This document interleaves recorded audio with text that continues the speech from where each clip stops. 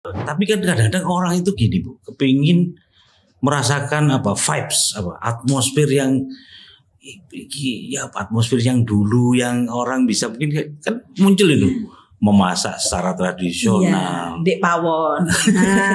Iya, dan itu diadopsi di kota-kota supaya orang merasa kangen, bukan kangenan ya, merasa rindu. Cirende.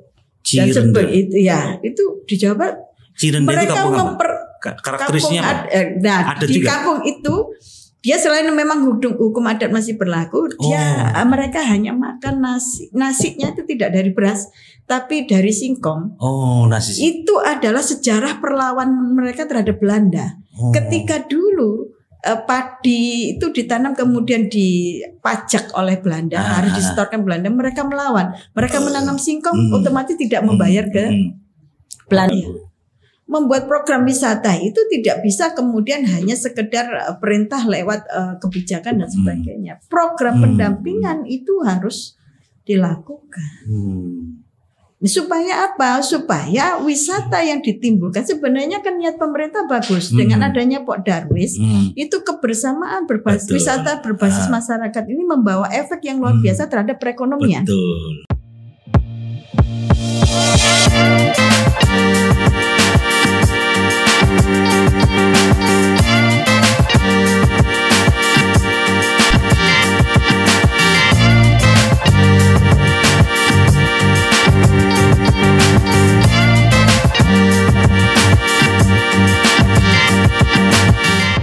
Saya itu kalau ketemu Bu Wiwin Sumeramba ini selalu bergairah dalam arti semangatnya itu loh. Luar biasa, perempuan yang energik, politisi. Dan ternyata saya baru tahu Bu Wiwin ini orang Surabaya Bu ya? Iya asli rek. Loh, sekolahnya di Surabaya itu lahir di Surabaya Bu? Saya lahir, sekolah di Surabaya, besar di Surabaya. Saya pindah karena menikah. Dulu di mana SD-nya? SD-nya SDN 267 Rungkut Surabaya. Di Rungkut. Terus SMP-nya di SMP 17 Tenggilis Bejoyo. SMA-nya di SMA 14 Tenggilis Bejoyo. Oh ya benar. Kuliah baru mencetat ke Malang. Yang di UB ya? Ya. Di Brawijaya. Jadi Surabaya. Orang tua juga Surabaya. Iya, Surabaya. Alah. Masih ada rumah di Rungkut. Iya. Masih ada ya? Masih. Yang wetan telur Bu? Rungkut Kidul. Kidul. Ya. Wah, soalnya beberapa kabar dari podcast itu ada temen yang kontak saya itu aktif di Pramuka juga. Betul dulu ya. Bapaknya itu toko Pramuka katanya begitu, bener Bu? Konsekuensinya kalau zaman dulu begitu, kalau bapaknya Pramuka, anaknya juga akhirnya nitis juga kan gitu. Jadi mungkin senangnya saya berorganisasi juga nitis dari orang tua. Betul. Nitis itu kan karena kita norma yang diperlihatkan orang tua ya. Orang tua aktif organisasi, akhirnya kita juga terbawa untuk pengen seperti beliau. Sampai apa dulu di Pramuka? Kenapa? Apa tingkatan apa dulu itu istilahnya? Kok lupa ya saya itu ya. Saya agak lupa ya. Saya sebenarnya cuma aktif sampai di SMP aja. Kalau Pramuka. Ya. Cuman sesekali kalau ada lomba diperbantukan ketika SMA. Gitu. Saya mau SD aja, SMP sudah gak begitu aktif ya. Iya, nah Pramuka ini menarik sebenarnya, tapi ya banyak yang kurang gaungnya sekarang. Ya. Baik Bu, ini kita mau bahas soal desa wisata berbasis masyarakat. Ya. Bahasa community Bis tourism. Waduh bahasanya. Titip pipis bahasa Inggris. Nah, sebelum ke tema Bu, kira-kira konsep atau yang bisa dipaparkan dari desa wisata sebagai prolog ini apa Bu? Iya. Kita mengenal wisata itu kan ada banyak macam. Salah satunya yang berkaitan dengan wisata alam, gitu kan ya. Kemudian ada yang berkaitan dengan wisata buatan manusia, misalnya kolam renang dan sebagainya itu ya. Kemudian ada lagi yang namanya wisata berbasis masyarakat. Apa itu? Artinya wisata itu, masyarakat itu tidak lagi menjadi objek wisata, tapi justru menjadi subjek wisata. terlibat begitu ya? Iya, terlibat secara langsung di dalam kegiatan wisata itu. Misalnya apa? Bisa terbagi menjadi di dalam event budaya, itu bagian dari wisata berbasis masyarakat. Ya contohnya kalau sekarang yang lagi tren itu kan karnaval ya. Iya, itu yang paling menonjol Jember, Bu. Yang Jember Festival Karnival. Iya, dan disusul Banyuwangi sekarang kan juga. Banyuwangi juga sekarang dan kota kabupaten lain juga mulai tumbuh itu. Kemudian yang terkait dengan upacara-upacara adat, misalnya di Bromo. Itu ya di Tengger itu, Bu. Tengger, kalau di Jombang itu Kenduren-duren. Nah, pada saat Kenduren. Dan sebenarnya tidak hanya itu, kalau di Jombang masih banyak. Itu di daerah mana, Bu, yang Jombang itu, Bu? Wonosalam. Itu ada yang upacara apa ya? Nah, itu kan event ya bahasanya. Iya. Nah, tapi ada lagi juga yang berbasis masyarakat itu yang berkaitan dengan misalnya kampung adat. Desa adat. Betul. Nah, itu juga yang berbasis masyarakat. Itu yang dimaksud. Nah, ini yang menjadi tantangan sebenarnya nanti yang bisa kita diskusikan. Iya. Oke, Bu. Ini kan satu insight yang sudah dilempar Bu ini akan menjadi. Nah, sebenarnya dari tujuannya, Bu, apa sebenarnya yang akan di? Ya, sekali lagi kalau yang namanya wisata berbasis masyarakat itu tentunya kita berkeinginan masyarakat itu bisa menjadi subjek wisata, tidak hanya sebagai objek. Artinya kadang-kadang kita ini meremehkan sesuatu yang bersifat tradisional, yang bersifat budaya lama ya, kita tidak hanya berbicara. Nah, ini kadang-kadang orang meremehkan, tetapi banyak yang juga merindukan. Nah, tapi merindukan. Betul. Misalnya nih, kita berbicara tentang kalau saya karena saya pengalaman mendampingi ya di kampung adat, salah satunya di Wonosalam di Segunung itu namanya. Nah, mereka ini kan punya kehidupan yang unik ya. Di dalam aturan-aturannya ada yang namanya hukum adatnya dan sebagainya itu. Yang menurut mereka itu biasa-biasa aja. Tetapi hukum adat ini yang kemudian menimbulkan kerukunan, menimbulkan kelompok masyarakat yang harmoni. Ini kemudian menjadi sesuatu yang dirindukan orang kota yang tidak pernah lihat. Apa ya itu namanya, Bu? Kelangenan lain. Nah, ya enggak lah, bukan kelangenan. Kelangenan itu memelihara sesuatu dengan hobinya. Akhirnya masyarakat Surabaya misalnya, ini tertarik untuk datang untuk apa? Untuk merasakan nikmatnya hidup secara dengan tradisi mereka. Yang itu menimbulkan kenyamanan dan sebagainya. Akhirnya mereka belajar tentang tradisi dan sebagainya. Nah, kalau masyarakat urban seperti Surabaya ini kan kehidupannya sudah polanya ya seperti kota modern dengan akulturasi dari luar negeri ya. Tidak lagi akulturasinya itu lain daerah tapi luar negeri, walaupun itu sudah merambah ke desa-desa sebenarnya dan itu menjadi keprihatinan kita bersama sebenarnya. Kenapa? Karena akulturasi ini sebenarnya sudah tidak lagi akulturasi tapi sudah benar-benar mengganti budaya kita ini menjadi budaya luar yang kemudian dianggap keren dan dianggap sebagai masyarakat yang modern. Nah, ini yang kemudian penetrasinya kita netralkan dengan hadirnya kampung-kampung budaya, kampung-kampung adat. Ini sebagai bentuk supaya kita ini ada rem lah.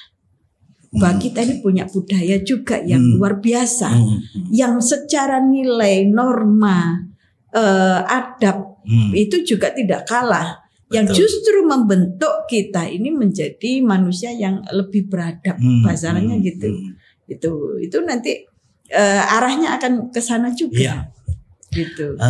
Tapi yang penting adalah bahwa masyarakat tidak lagi menjadi objek wisata, tapi menjadi subjek wisata. Ya, itu kata kuncinya di situ. Betul. Ya. Antara akulturasi tadi infiltrasinya berarti besar, Bu, yang dari luar itu kan. Bahwa tapi kan kadang-kadang orang itu gini, Bu, kepingin merasakan vibes, atmosfer yang atmosfer yang dulu yang orang bisa mungkin kan muncul itu. memasak secara tradisional. Iya, Dek Pawon. Iya, tapi dan itu diadopsi di kota-kota supaya orang merasa kelangenan, bukan kelangenan ya, merasa rindu, merasa. Sekarang kan warung mulai tumbuh ya, warung-warung yang apa namanya? Apa sih? Bumbu desa kayak gitu ya, jualan lodeh tapi dimasak di tungku yang dipertontonkan. Itu sudah mulai banyak. Itu bagian dari ini yang justru yang kita harapkan. Ini efek side effect sebenarnya. Tetapi lebih utamanya adalah bagaimana masyarakat itu benar-benar terlibat di dalam wisata, tidak hanya di. Mohon maaf, ini sebenarnya berkaca dari bagaimana ada kampung adat Kampung Naga. Kampung Naga di mana? Di Jawa Barat. Nanti kalau silakan di browsing. Kampung Naga ya. Ya, terus ada kemudian Cirende. Dan itu ya, itu di Jawa Barat. Cirende itu kampung apa? Karakteristiknya apa? Ada di juga? Kampung itu dia selain memang hukum adat masih berlaku, mereka hanya makan nasinya itu tidak dari beras, tapi dari singkong. Nasi. Itu adalah sejarah perlawanan mereka terhadap Belanda. Ketika dulu padi itu ditanam kemudian dipajak oleh Belanda, harus disetorkan Belanda, mereka melawan. Mereka menanam singkong, otomatis tidak membayar ke Belanda. Dan semenjak itu masyarakat Cirende memakan. Nah, itu menjadi sebuah tradisi yang ya sebenarnya tidak hanya sekedar makan singkongnya, tapi bagaimana kita menjaga sejarah bahwa kita ini punya perlawanan terhadap Belanda di masa itu. Itu kalau dinarasikan kan benar gitu. Luar biasa. Nah, salah satu hadirnya tempat-tempat wisata yang berbasis masyarakat ini adalah bagaimana kita menjaga sejarah juga. Story. Nah, rata-rata di Jawa Timur terutama kampung adat itu justru tumbuh dari desa-desa yang memang punya situs-situs. Contoh di Jember di Arjasa. Mojokerto juga ada itu. Ya, Mojokerto Trowulan. Kemudian di Malang itu ada Kampung Topeng. Kampung adat Topeng yang memang secara sejarah mereka memang produk budayanya yaitu kesenian topengnya berkembang luar biasa dari zaman dulu hingga sekarang menjadi kampung adat. Ini bagian dari menjaga budaya kita. Ya, itu sudah pengalaman Bu. Saya ikut teman-teman ya waktu itu ya. Yang dia seorang pegiat sejarah lah. Komunitas begitu. Itu mengantarkan beberapa orang asing yang datang ke Surabaya. Kita tawarin beberapa tempat-tempat gitu. Yang dipilih ya seperti yang Ibu tadi. Betul. Dia ingin tahu cara Gelaga Arum kata kita. Di ada Sumur Jobong gitu kan. Sampai pada yang ini Bu, tempat sih seperti Pabean itu loh Bu. Orang dia itu senang sekali diajak ke situ. Betul. Nah, rasanya kalau itu kemudian kita akan masuk ke topik. Apa Bu yang harus dipersiapkan sebenarnya? Langkah Ibu kan punya ini. Saya akan bercerita tentang pengalaman mendampingi hadirnya kampung adat Segunung namanya Segunung di Wonosalam. Ini sejarahnya dulu di tahun 2019. Mereka datang waktu itu suami masih wabuk. Mereka datang ke rumah kemudian menyampaikan, Pak, sekarang di Wonosalam banyak ini tempat wisata, tempat wisata yang milik pribadi-pribadi itu ya. Nah, terus gimana? Ya kami ini di masyarakat Wonosalam asli minta dilibatkan di dalam proses wisata. Maksudnya gimana? Ya paling nggak bagian jaga parkirnya, bla bla bla, menjadi pegawai. Lah, suami saya kan ketawa. Masa kamu bangga dengan kamu itu putra daerah? Salah. Kenapa harus menjadi seperti itu? Bukan begitu caranya. Kok jadi tuan dan nyonya? Kamu harus menjadi tuan di rumahmu sendiri, betul kan? Kamu jangan jadi objek. Kamu harus jadi subjek wisata. Lu gimana pacarannya? Lu mau tak kamu? Ditantang lah sama suami. Nah, sementara di situ tuh sebenarnya sudah punya kekayaan. Tahun berapa itu Bu? 2019. Terus? Di situ masyarakatnya banyak penganut ilmu sejati. ilmu sejati itu apa? Ya, itu cari alik dulu. Nah, ilmu sejati itu salah satu ilmu tentang tradisi Jawa. Tidak kepercayaan ya, tetapi nilai sama kalau kita berbicara tentang kita patuh pada Pancasila itu nilai-nilai. Nah, di ilmu sejati itu ada nilai-nilai Jawa yang bisa diterapkan dalam kehidupan. Bijak, menumbuhkan manusia menjadi manusia yang bijak itu di dalam ilmu sejati. Nah, itu kan sudah modal. Nah, kemudian ditantang sama suami, kamu mau enggak menjadi pelaku, jangan menjadi objek. Gimana caranya? Kamu punya uang 1 miliar? Ditantang gitu. Enggak punya lah Pak. Kita kan pengennya terus supaya dapat kerja kan gitu. Mereka rata-rata pekebun kan, banyak waktu yang luang gitu kan. Kemudian enggak punya apa? Lan duit piro? Ya kalau sedikit ya 200.000 punya. Per orang ya 200.000 punya. Bingung mereka masih. Buat apa Pak? Wes 200.000 iku tukokno kelambi khasmu. Semua orang harus punya. Outfit punya modal itu dulu. Outfit sebagai simbol bahwa mereka adalah penduduk kampung itu. Kamu gali model baju yang dulu dipakai oleh nenek moyang. Akhirnya muncullah hitam-hitam pakaian khas petani karena mereka petani rata-rata. Hitam-hitam. Petani kopi, petani duren. Nah, memang dulu kan rata-rata orang pakai hitam-hitam. Kayak apa Bu? Kayak yang orang Jawa itu yang enggak, hitam biasa aja. Jadi ya cuman apa itu ya? Ya sederhana, bajunya lebih sederhana. Petani kayak petani. Kemudian ada udang khasnya mereka. Ya sudah itu pakai, yang perempuan pakai kebaya dan sebagainya. Nah, mau pandai banyak. Oh ya mau, apa Pak berikutnya? Berikutnya adalah aturan pertama, kudu betah isin. Betah isin. Betah isin apa? Karena kita ini begitu menciptakan sebuah kampung adat dengan tradisi kita. Kita ini sedang bertolak belakang dengan kemajuan. Oh maksudnya begitu. Pada saat orang sudah tren outfit pakai bergaya baju Korea, mereka malah disuruh pakai baju tradisional. Betul kan? Betul. Ini kan harus betah isin. Kemudian di saat orang sudah mulai menggunakan semua kegiatan itu berbasis teknologi, berbasis kemajuan komunitas kelas ya. Kan selama ini padahal mereka itu termasuk masyarakat berkelas, petani durian, duitnya banyak gitu kan. Tapi mereka dipaksa menjadi hidup sederhana sebagaimana nenek moyang kita menjalani hidupnya berdasarkan ilmu sejatinya itu. Itu bukan sesuatu yang mudah. Betah isin kudu kuat. Ya mentalnya harus ditata dulu sebelum kita membangun yang lain-lain. Betul. Itu. Nah, sudah kamu kekuatannya, kamu kebun kopi ya sudah kopimu tonjolkan. Bikinlah tempat untuk nongkrong minum kopi. Waktu itu awalnya gitu. Ya. Tempat sudah bikin. Ya, bikin kopi. Kemudian berapa orang waktu itu?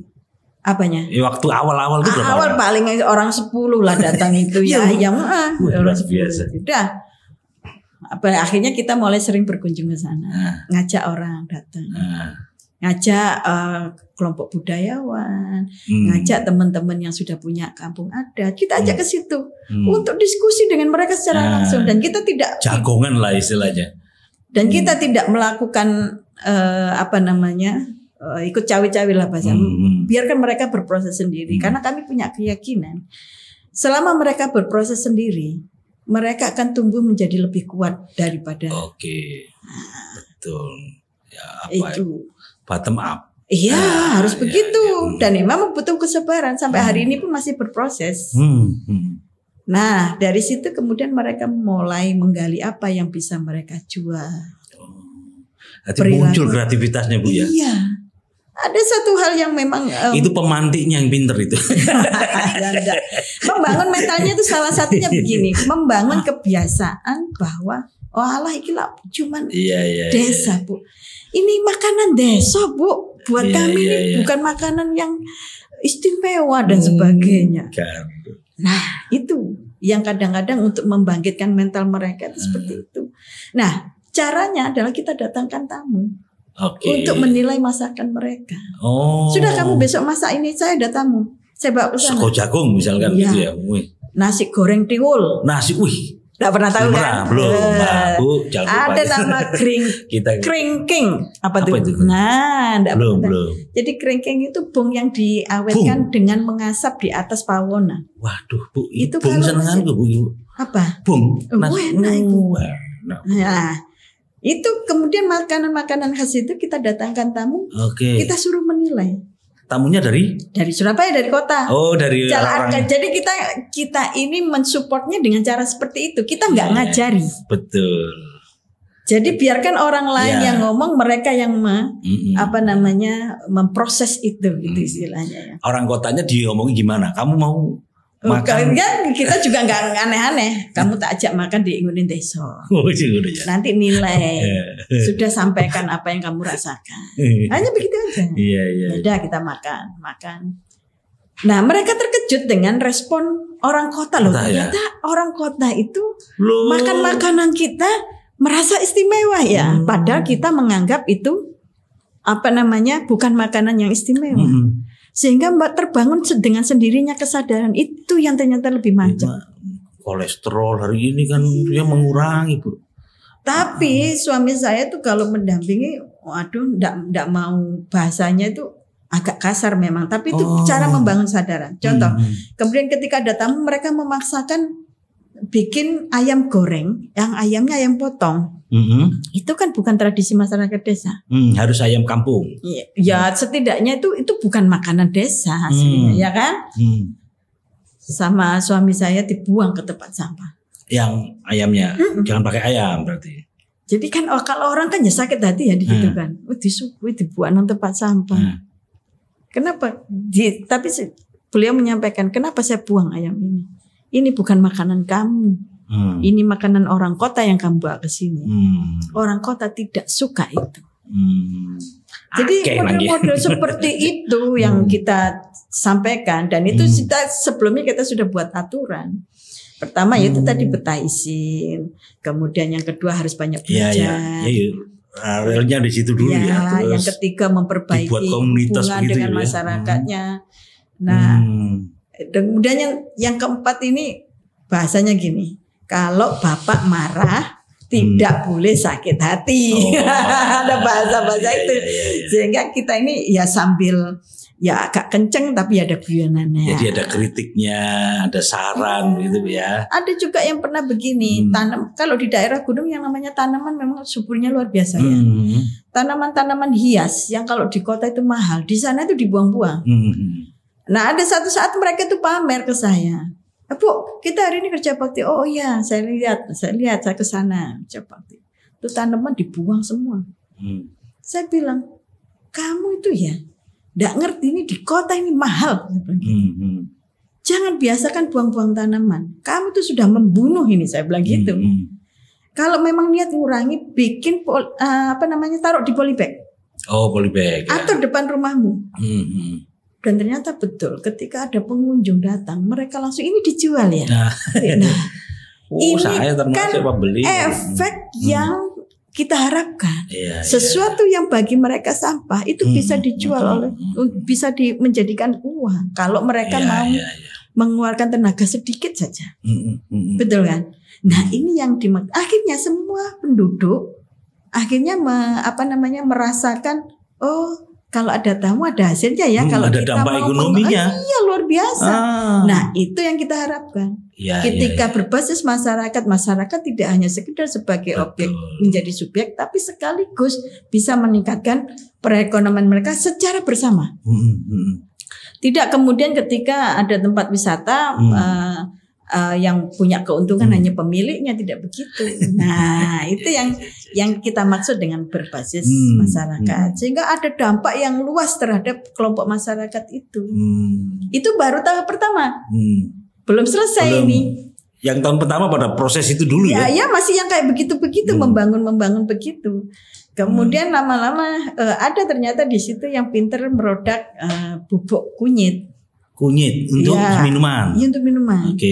Nah, akhirnya kemudian dia berkembang membuat campuran yang namanya jategon. jahe, temulawak, kunyit. Jadi jadikan satu di mix. Yang itu tidak ada di tempat lain. Nggak tahu, pikir apa ini jatah kunyit. Keren ini. Dan itu tidak ada di tempat lain. Dan itu menjadi suguhan utama juga. Selain kopi, karena memang basisnya di situ kan memang kopi. Nah, itu juga kita ajarkan ngerosting kopi yang benar bagaimana itu benar.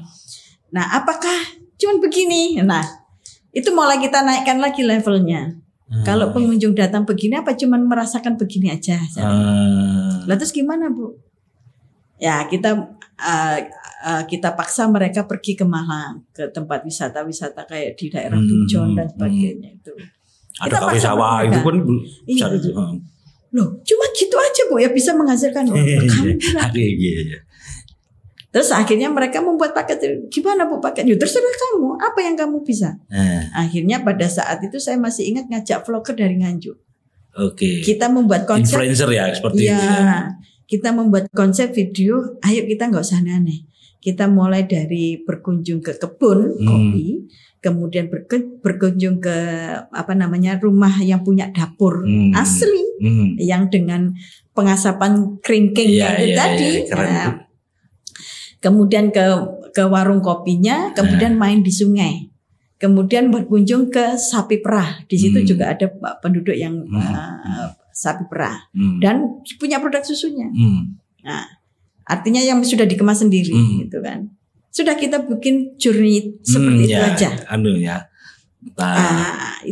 Itu salah satu triggernya mereka akhirnya kreatif itu. Nah, sudah diupload. Akhirnya banyak yang datang, kepengen merasakan kehidupan seperti itu. Ya mereka ya kaget. Ini kehidupan kami sehari-hari yang kami rasa itu bukan sesuatu yang istimewa, kita cari duit dari situ. Tapi ternyata bisa menghasilkan duit yang lain ya. Betul. Nah itu mulai semakin bergairah teman-teman. Nah itu akhirnya up sampai ke terakhir itu bagaimana kita membuat penduduk itu punya peranan yang lebih lengkap lagi dengan menyediakan kamar. Jadi tidak boleh ada penginapan, dormitory, kecil-kecil itu berarti ya. Jadi satu rumah hanya boleh menyewakan maksimal 2 kamarnya. Oke. Nah kan pasti punya kamar lebih-lebih kan orang-orang itu. Nah maksimal 2 gitu. Nah dibersihkan sesuai SOP yang membuat SOP bersama. Ada SOP-nya. Iya maksudnya kamarnya harus seperti apa harus ini kan. Jadi satu rumah tidak boleh lebih dari 2. Jadi intinya harus dibangun kesepakatan. Yang lain tidak boleh lebih kaya daripada. Harus sama. Penerimaan dari efek tourism itu tadi. Itu sampai segitunya. Dan sekarang paketnya udah macem-macem. Bahkan sampai ada yang menginap sampai 3 hari. Dan kemudian kita bersepakat membangun pendopo untuk menjadi ruang berkumpul bersama. Betul.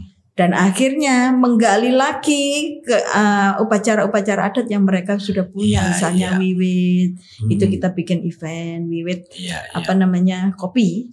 Nah, kemudian ada event lagi yang berkaitan dengan menghormati nenek moyang ketika dulu mereka berkebun itu.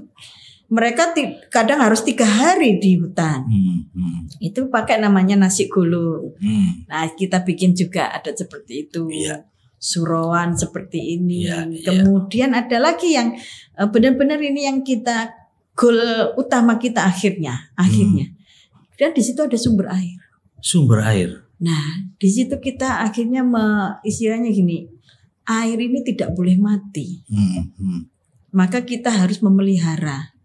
Nah, kan adat inilah yang bisa menjadi hukum supaya sumber ini bisa terjaga dengan apa upacara adat bahasanya kemarin itu untuk ngeruat.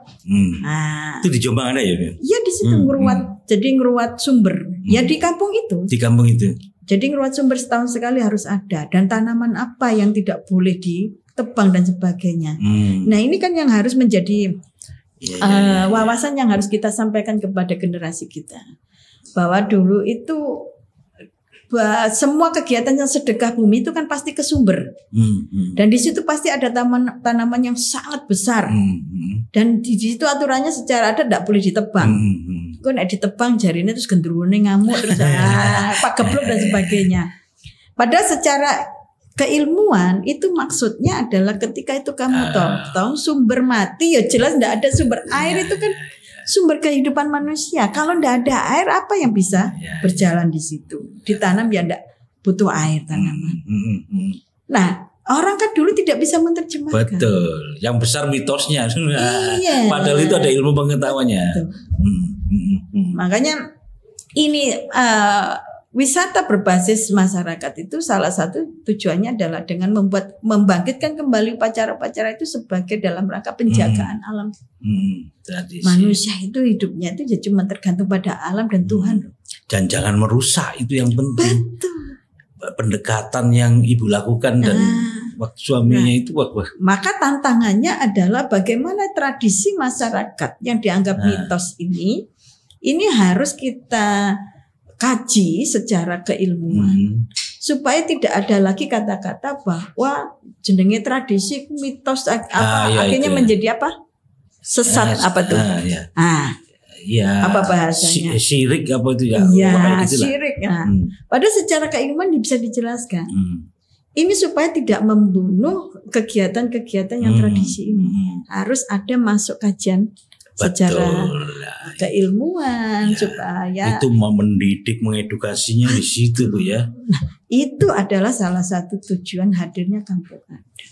Hadirnya kampung sebagai basis wisata berbasis kemasyarakatan. Itu kalau bukan kita siapa lagi? Itu kan secara goal lebih tinggi lagi lah bahasanya ya. Goal lebih tingginya laginya itu kita bertujuan untuk itu. 2019 itu dari 10 orang kemudian berkembang jadi satu kampung. Satu kampung berarti satu RT gitu Bu ya. Satu dusun. Oh dusun ya istilahnya ya. Satu dusun terus begitu. Iya setiap tahun ada ya ketok tular apa istilahnya Bu ya. Orang kita itu kan kalau melihat sesuatu kemudian kan dia ingin juga mencoba dan sebagainya Bu. Iya. Nah ini yang sebenarnya saya akhirnya mengkritisi lagi ke kegiatan Pok Darwis. Pok Darwis ya kelompok desa sadar wisata. Itu pemerintah tuh Bu. Ya itu program pemerintah yang kemudian tapi asumsi desa itu bahwa desa harus punya desa wisata akhirnya. Nah ketika desa kemudian berasumsi bahwa yang namanya wisata itu akhirnya adalah bentuk fisik dan alam belaka. Nah, ketika itu tidak punya manajemen dasarnya, apa yang terjadi? Menjadi program yang sia-sia. Karena membuat program membuat program wisata itu tidak bisa kemudian hanya sekedar perintah lewat kebijakan dan sebagainya. Program pendampingan itu harus dilakukan. Supaya apa? Supaya wisata yang ditimbulkan sebenarnya kan niat pemerintah bagus dengan adanya Pok Darwis itu kebersamaan berbasis wisata berbasis masyarakat ini membawa efek yang luar biasa terhadap perekonomian. Tetapi kemudian kalau program pendampingannya tidak sesuai yang terjadi dibentuk tapi selesai. Tapi yang sebenarnya yang ibu dan suami lakukan itu yang saya kira lebih tepat. Jadi dibangun mentalitasnya dulu, kemudian mereka berpikir begitu kan, berdiskusi, terus didatangkan untuk orang menilai, jadi seolah-olah dan biarkan mereka yang membangun sendiri. Bukan kita. Bukan kita. Kita tidak perlu mendikte. Mereka itu kelompok masyarakat yang pintar, cuma disuruh untuk percaya diri dengan apa yang sudah mereka punya. Kalau gitu, menurut Ibu apa peran pemerintah di sini harusnya? Peran pemerintah itu cukup begini. Jangan membuat kebiasaan bahwa bantuan itu diberikan sebelum ada sesuatu. Harus ada dulu. Jangan di depan. Iya. Di depan akhir-akhiran biasa Ibu. Jadi dorong bantuan itu berupa seperti sebuah reward dari kerja keras. Jangan kemudian dipaksa untuk membentuk sesuatu. Dikasih dulu di depan. Akhirnya urusannya jadi gegeran biasa aja begitu. Ini yang tidak kita harapkan. Jadi karena memang membangun wisata berbasis masyarakat itu butuh yang namanya mendevelop untuk masyarakat ini bisa bersatu dengan satu tujuan, visi misi yang sama. Itu bukan sesuatu yang mudah. Dan tidak bisa dalam waktu yang sangat singkat. Itu yang pasti. Harus dibiarkan bertumbuh. Kamu berarti kan ini masalah visi, masalah leader, gitu, masalah siapa drivernya. Kalau prasyarat itu gak jadi, ya itu akhirnya. Ini hanya kadang-kadang papan nama, gitu kan. Kemudian hanya sekedar ada dikasih plat plat itu, apa, tapi nggak ada kegiatannya, nggak ada dampak yang bisa. Maka pemerintah harus bijak untuk membuat kajian-kajian ini. Keren. Betul. Evaluasinya harus jalan. Jangan kemudian ada alasan efisiensi Perjadin kemudian monitoring dan evaluasi tidak berjalan. Betul. Nah, itu. Pantesan ini beberapa orang teman saya ini mengarahkan wisatanya ke Jombang ini. Iya Bu. Mau ke Jombang Mas, ke Jombang. Ya Batu Bu sudah, Bu ya, Banyuwangi sudah. Tapi yang perlu saya sampaikan juga ini pesan moral juga untuk pemerintah. Jangan kita membombardir satu daerah itu, terutama di daerah kota kabupaten, untuk kemudian membombardir maksudnya apa? Maksudnya gini, tempat wisata ini laku, kemudian akhirnya investor datang semua ke situ, masyarakat asli tidak mendapat apa-apa. Ini yang menjadi bahaya. Ada beberapa daerah yang sudah begitu. Kita mencari penduduk aslinya sudah susah. Kenapa? Karena sudah dimiliki oleh investor semua. Itu yang tidak kita inginkan. Kita niatnya membangun kemiskinan masyarakat lewat wisata, tapi yang terjadi adalah sebaliknya. Mereka tersingkir. Memang di daerah situ kemiskinan sudah habis karena yang miskin sudah pindah. Iya, teraliniasi ya gitu ya. Wah. Kok saya baru mikir itu ya. Sudah banyak Bu ya daerah-daerah yang banyak. Dan saya sering diajak diskusi dengan teman-teman beberapa daerah itu bagaimana mereka itu menangis. Saya sudah lelah mendampingi masyarakat yang menjadi korban. Karena ketika kemudian dihadirkan sebuah wisata yang sifatnya bombardir tadi akhirnya yang diutamakan adalah hiburan. Yang datang itu kan kadang-kadang komersialisasi istilahnya Bu. Akhirnya banyak prostitusi, kemudian kehamilan di luar nikah karena efek prostitusi. Itu teman-teman semua ini yang mendampingi ini sambat lah ya, menangis-nangis itu karena tidak ingin terjadi seperti itu di daerahnya, juga terjadi di daerah lain. Itu kan berarti bertolak belakang dengan tujuan yang Ibu sampaikan. Betul Bapak. Bu, ini menarik ya, tapi kita ada dibatasi waktu, mungkin kita akan sambung lagi. Tapi yang perlu saya mungkin garisbawahi bahwa memang visinya dulu harus dibangun Bu. Visi dulu harus dibangun sebelum ini diimplementasikan, dan jangan lupa bahwa itu harus bottom up supaya masyarakat involve terlibat dalam urusan-urusan begini. Bu Win, terima kasih banyak atas wawasan. Saya kok belum sempat ke sana sih, kepingin monggo. Jombang ini belum. Saya nanti yang jadi guide spesial. Kita nge-vlog Bu ya.